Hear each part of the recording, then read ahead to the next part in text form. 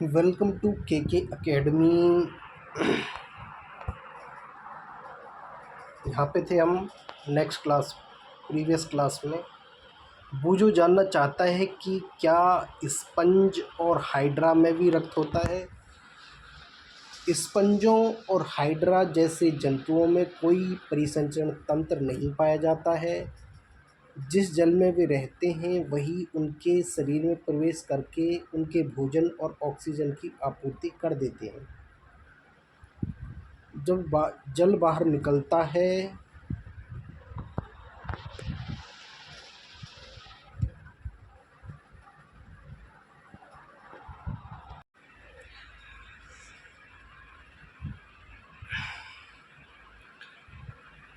जिस जल में वे रहते हैं उनके शरीर में प्रवेश करके उनके भोजन और ऑक्सीजन की आपूर्ति कर देता है। जब जल बाहर निकलता है तो वह अपने साथ कार्बन डाइऑक्साइड और अपशिष्ट पदार्थों को ले जाता है तथा उन्हें परिसंचरण हेतु रक्त के समान तरल की आवश्यकता नहीं होती।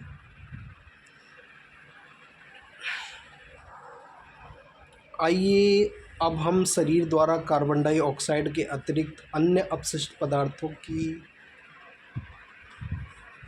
निकासी के विषय में अध्ययन करें। जंतुओं में उत्सर्जन। आपको याद होगा कि शरीर अपशिष्ट पदार्थ के रूप में उत्पन्न कार्बन डाइऑक्साइड फेफड़ों द्वारा किस प्रकार उच्च शोषण के प्रक्रम के दौरान शरीर से बाहर निकल जाती है। यह भी ध्यान में रखिए कि अपाचित भोजन बहिक्षेपण प्रक्रम द्वारा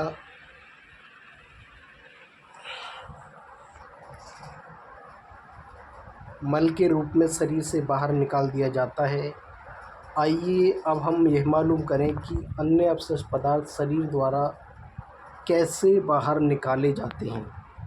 आपके मन में यह प्रश्न उठ सकता है कि आखिर ये अपशिष्ट पदार्थ कहाँ से आते हैं। जब हमारी कोशिकाएं अपना कार्य करती हैं तो कुछ पदार्थ अपशिष्ट के रूप में निर्मुक्त होते हैं। अधिकांशतः ये पदार्थ विषाक्त होते हैं, इसलिए इन्हें शरीर से बाहर निकालने की आवश्यकता होती है।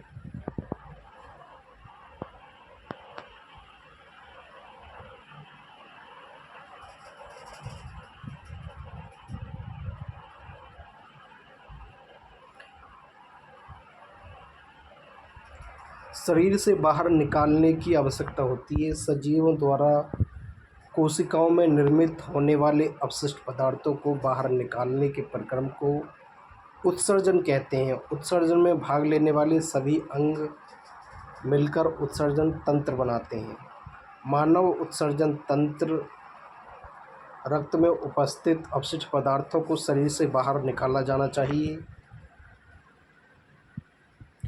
या यह किस प्रकार होता है, इसके लिए रक्त को छानने की व्यवस्था क्या आवश्यकता है।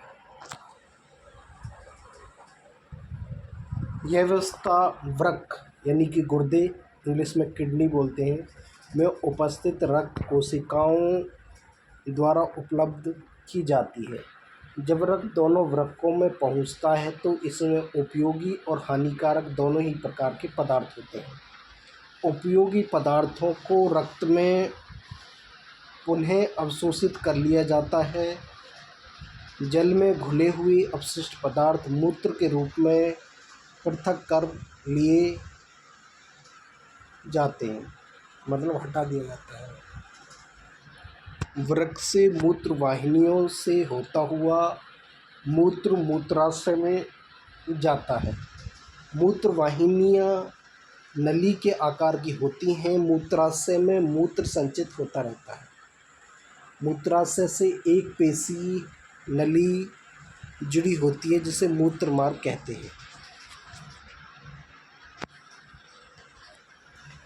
मूत्र मार्ग का दूसरा सिरा खुला होता है जिसे मूत्र रंध्र कहते हैं और जिसमें मूत्र शरीर से बाहर निकाल दिया जाता है। मूत्र वाहिनियाँ मूत्राशय और मूत्रमार्ग सम्मिलित रूप से उत्सर्जन तंत्र बनाते हैं। ये जो है आपकी किडनी है, एक लेफ़्ट राइट मूत्र वाहिनियाँ, ये है मूत्र वाहिनियाँ, ये जो लाइन जा रही है ये मूत्राशय है, ये मूत्रवाग मार्ग है और ये मूत्र रंध्र है, मानव उत्सर्जन तंत्र।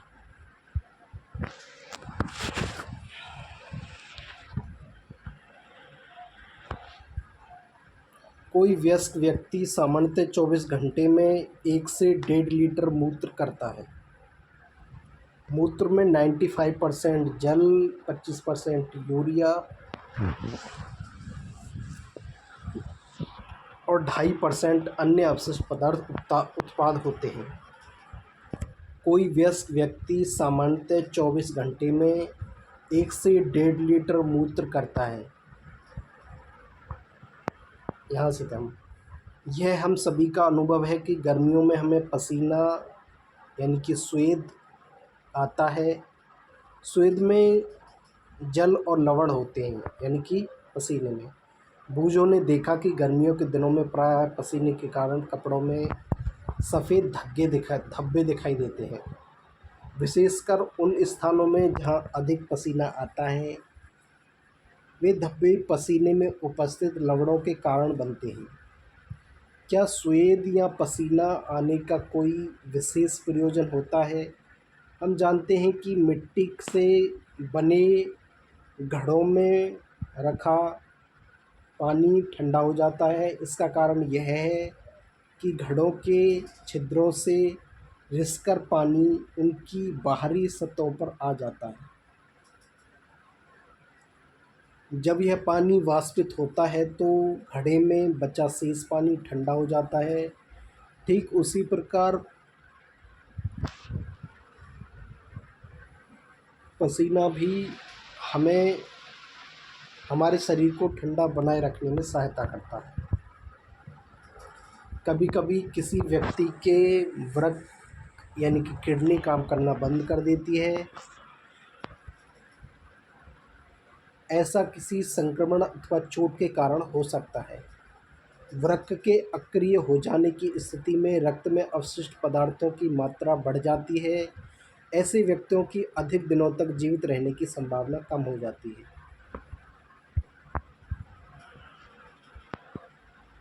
तथापि यदि कृत्रिम वृक्क द्वारा रक्त को नियमित रूप से छानकर उसमें अवशिष्ट पदार्थों को हटा दिया जाए तो उसके जीवन काल में वृद्धि संभव है। इस प्रकार रक्त के छनन की विधि को अपोहन डायलिसिस कहते हैं।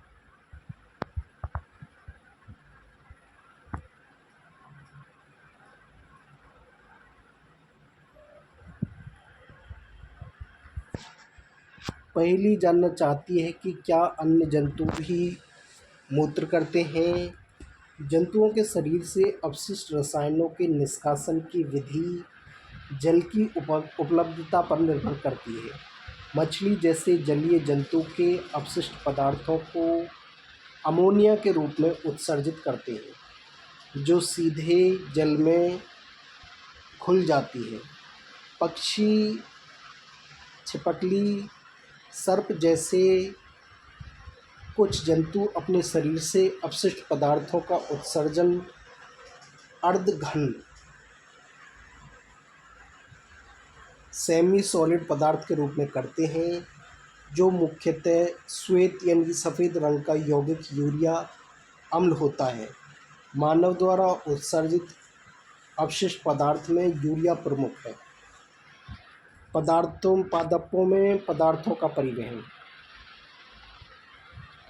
अध्याय 1 में आपने पढ़ा कि पौधे यानी कि पादप अपनी जड़ों यानी कि मूलों द्वारा मृदा से जल और खनिज पोषकों का अवशोषण करके उन्हें पत्तियों को उपलब्ध कराते हैं।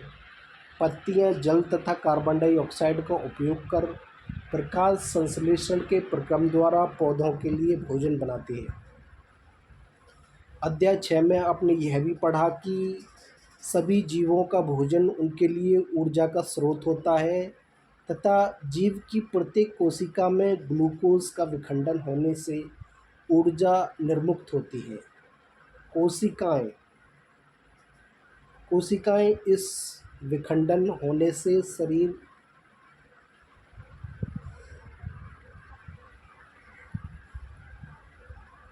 कोशिकाएं इस ऊर्जा का उपयोग जीवन की मूल क्रियाविधि संपादन करने में करती है। अतः यह आवश्यक है कि जीव की प्रत्येक कोशिका को भोजन उपलब्ध कराया जाए। क्या आपने कभी इस विचार पर क्या आपने कभी इस प्रश्न पर विचार किया कि पौधों की जड़ों द्वारा अवशोषित जल तथा पोषक तत्व पत्तियों तक किस प्रकार पहुंचाए जाते हैं? पौधों के वे भाग जो भोजन नहीं बना सकते, पत्तियों द्वारा निर्मित भोजन किस प्रकार प्राप्त करते हैं? जल और खनिज का परिवहन। पादप मूलों जड़ों द्वारा जल और खनिज को अवशोषित करते हैं। मूलों में मूलरोम होते हैं। वास्तव में मूलरोम जल में घुले हुए खनिज पदार्थ, पोषक पदार्थों और जल के अंतर्ग्रहण के लिए मूल के सतह क्षेत्रफल को बढ़ा देते हैं। मूलरोम मृदा कणों के बीच उपस्थित जल के संपर्क में रहते हैं। चित्र 7.7a। क्या आप अनुमान लगा सकते हैं कि जल किस प्रकार मूलों से पत्तियों तक पहुंचता है? पादपों में किस प्रकार का परिवहन तंत्र पाया जाता है? बूझों का विचार है कि शायद पादपों के सभी भागों में जल के परिवहन के लिए पाइप बने होते हैं, जैसे कि हमारे घरों में जल की आपूर्ति के लिए होते हैं। जी हाँ, बूझो सही है। पादपों में मृदा से जल और पोषक तत्वों के परिवहन के लिए पाइप जैसी वाहिकाएं होती हैं। वाहिकाएं विशेष कोशिकाओं की बनी होती हैं जो संवहन ऊतक बनाती हैं। ऊतक कोशिकाओं का वह समूह होता है जो किसी जीव में किसी कार्य विशेष को संपादित करता है। जल और पोषक तत्व के परिवहन के लिए पादपों में जो संवहन ऊतक होता है उसे जाइलम यानी कि दारू कहते हैं। जाइलम चैनलों नलियों का सतत जाल बनाता है जो मूलों को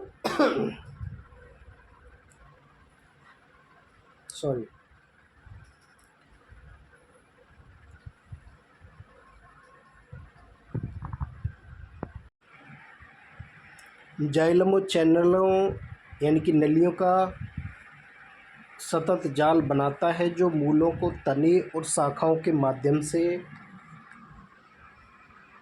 पत्तियों को से जोड़ता है। इस प्रकार बना तंत्र पूरे पादप में जल का परिवहन करता है। चित्र 7.7b। आप जानते हैं कि पत्तियां भोजन का संश्लेषण करती हैं। भोजन को पादप के सभी भागों में ले जाया जाता है। यह कार्य एक संवहन ऊतक द्वारा किया जाता है जिसे फ्लोएम पोषवाहक कहते हैं।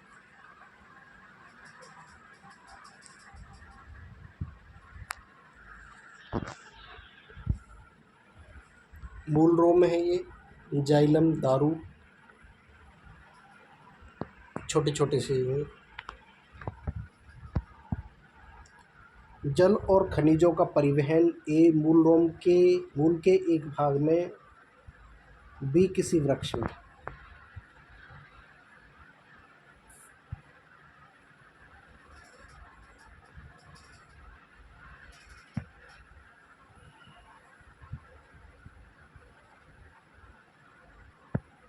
इस प्रकार जाइलम और फ्लोएम पादपों में पदार्थों का परिवहन करते हैं।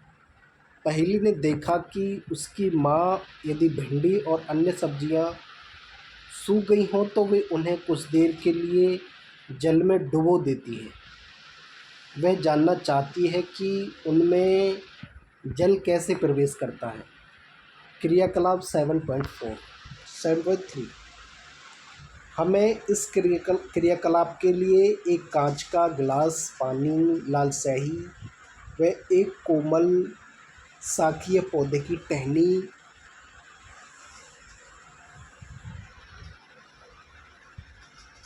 उदाहरण के लिए बाल्सम व एक ब्लेड की आवश्यकता होगी। गिलास को 1/3 पानी से भरें। उसमें कुछ बूंदें लाल स्याही की डालें। एक कोमल शाकीय पौधे की टहनी के आधार को एक ब्लेड की सहायता से काटकर गिलास में, जैसा कि चित्र 7.आ में दिखाया गया, अगले दिन इसका अवलोकन करें। रंगीन पानी में रखी गई शाकीय पौधे की टहनी।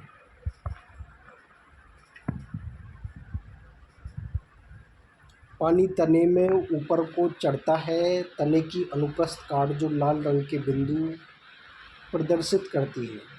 क्या शाकीय पौधे की टहनी का कोई भाग लाल रंग का दिखाई देता है? टहनी को अनुप्रस्थ काटिए तथा इसके अंदर लाल रंग की का अवलोकन कीजिए।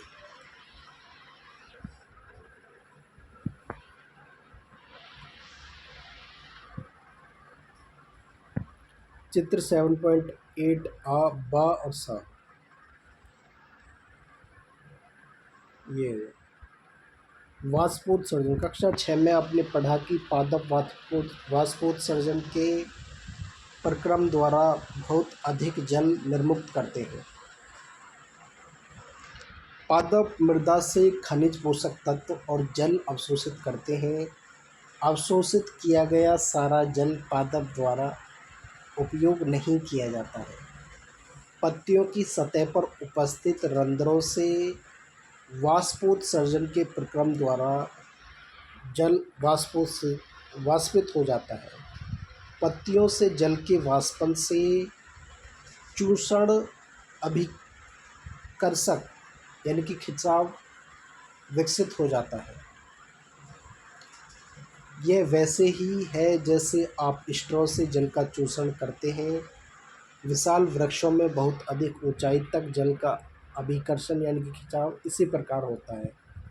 वाष्पोत्सर्जन पादप को ठंडा रखने में भी सहायता करते हैं। प्रमुख शब्द हैं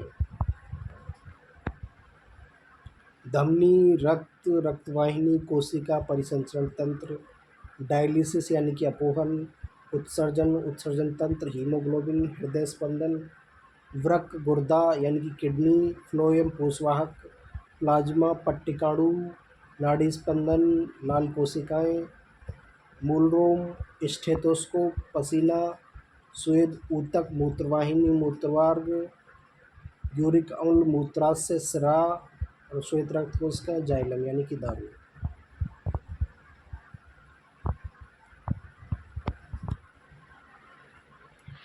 आपने क्या सीखा?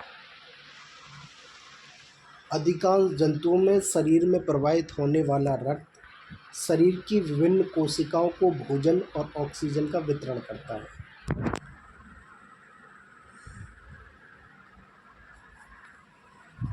यह शरीर के विभिन्न भागों से उत्सर्जन के लिए अपशिष्ट पदार्थों को भी लाता है। परिसंचरण तंत्र में हृदय और रक्त वाहिनियाँ होती हैं। मानव शरीर में रक्त धमनियाँ और स्राव से में प्रवाहित होता है तथा हृदय पंप की तरह कार्य करता है। रक्त में प्लाज्मा, लाल रक्त कोशिका यानी कि आरबीसी, रेड ब्लड कॉर्पसेल्स, श्वेत रक्त कोशिकाएं डब्ल्यूबीसी और पट्टिकाणु होते हैं। रक्त का लाल रंग लाल वर्णक युक्त हीमोग्लोबिन की उपस्थिति के कारण होता है। किसी वयस्क व्यक्ति का हृदय 1 मिनट में 70 से 80 बार धड़कता है। इसे हृदय स्पंदन दर कहते हैं। ध्वनियाँ हृदय से शरीर के सभी अन्य भागों में रक्त को ले जाती हैं। सिराएं शरीर के सभी भागों से रक्त को वापस हृदय में लाती हैं। शरीर में से अपशिष्ट उत्पादों को बाहर निकालने का प्रक्रम उत्सर्जन कहलाता है। मानव उत्सर्जन तंत्र में 2 वृक्क यानी कि किडनी, 2 मूत्रवाहिनियाँ, 1 मूत्राशय और 1 मूत्रमार्ग होता है। लवण और यूरिया जल के साथ स्वेद यानी कि पसीने के रूप में शरीर से बाहर निकलता है।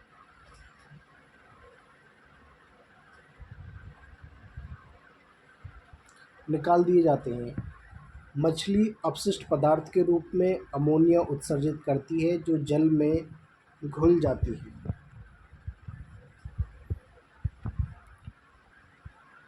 पक्षी, कीट और छिपकली अर्धघन सेमी सॉलिड रूप में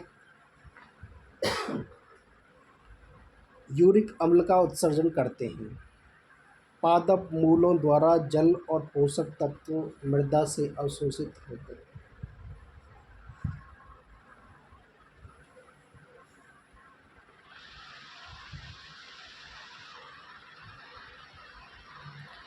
पूरे पादप में जल के साथ एक पोषक तत्व जाइलम नामक संवहन ऊतक द्वारा ले जाए जाते हैं।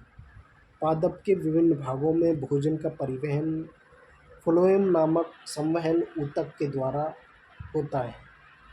वाष्पोत्सर्जन के दौरान रंध्रों से वाष्प के रूप में बड़ी मात्रा में जल का ह्रास होता है। वाष्पोत्सर्जन के कारण एक चूसण बल निर्मित होता है जिसके कारण मूलों द्वारा मृदा में से अवशोषित जल अभिकर्षित खिंचाव होकर तने और पत्तियों तक पहुंचता है।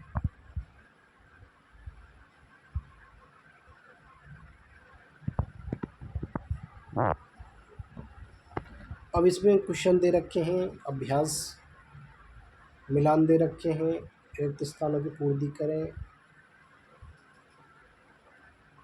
विकल्प दे रखे हैं, मल्टीपल चॉइस।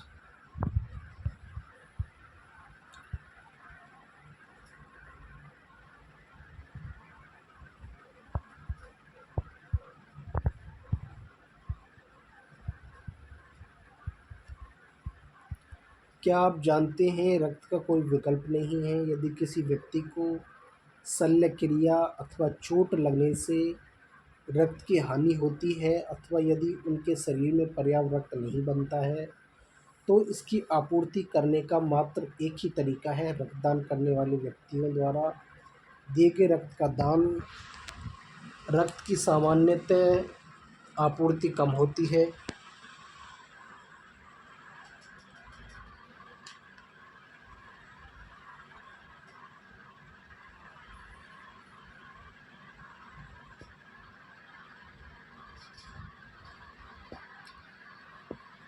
रक्तदान करने वाले व्यक्तियों द्वारा दिए गए रक्त का दान, रक्त की सामान्यतः आपूर्ति कम होती है